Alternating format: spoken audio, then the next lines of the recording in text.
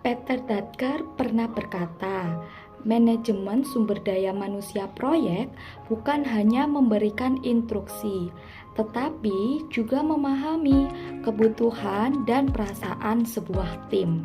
Berhubung kita bersama dalam proses pembelajaran di Prodi Manajemen Pendidikan Islam, semoga Allah Subhanahu wa Ta'ala selalu melimpahkan rahmat dan juga hidayahnya kepada kita semua ya. Halo, perkenalkan kami dari kelompok 10 yang beranggotakan Vima Caturnadita dengan NIM 06010322006 dan juga rekan saya yang bernama Imama dengan nomor NIM 06010322008 akan mempresentasikan hasil diskusi kami yang berjudul Manajemen Sumber Daya Manusia Proyek. Pada hasil diskusi hari ini ada 3 rumusan masalah. Yang pertama, apa sih pengertian dari manajemen sumber daya manusia proyek? Yang kedua, apa sih tujuan dari manajemen sumber daya manusia proyek? Yang ketiga, bagaimana sih proses manajemen sumber daya manusia proyek? Dengan rumusan masalah tersebut, kita memiliki tujuan diskusi. Yang pertama, untuk memahami manajemen sumber daya manusia proyek. Yang kedua, untuk menjelaskan manajemen sumber daya manusia proyek.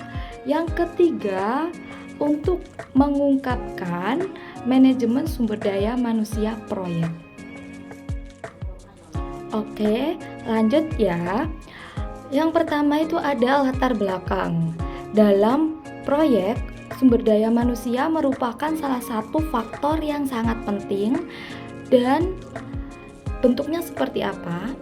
Seperti modal, tenaga kerja, peralatan, metode, material, dan juga informasi. Namun, sumber daya manusia juga tidak kalah penting. Karena apa? Karena manusia merupakan faktor utama dalam menentukan keberhasilan pada suatu proyek, walaupun dibantu oleh peralatan seperti mesin.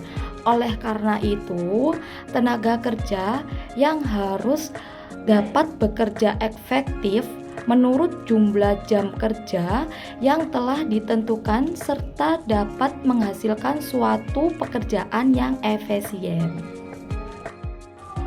Baik, sekarang kita masuk ke dalam hasil dan pembahasan. Ada pengertian manajemen sumber daya manusia proyek.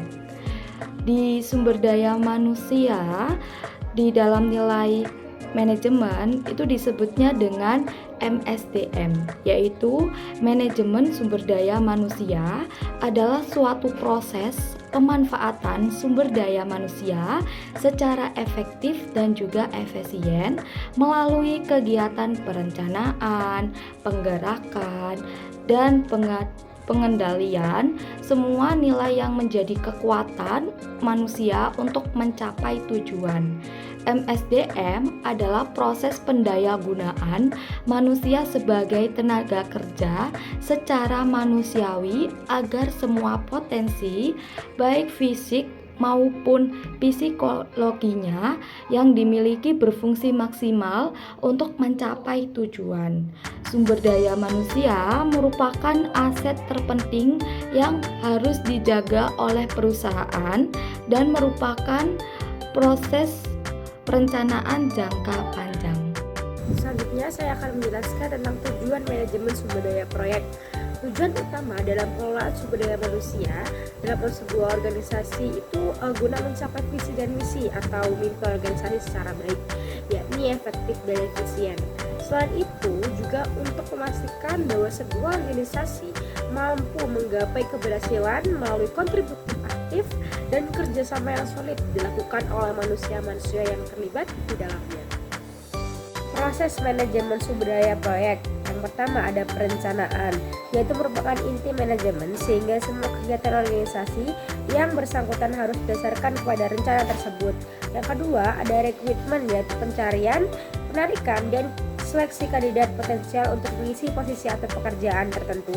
Yang ketiga, ada seleksi, yaitu di mana memilih kandidat terbaik melalui proses keterampilan, wawancara, dan asesmen psikologis dan memeriksa latar belakang.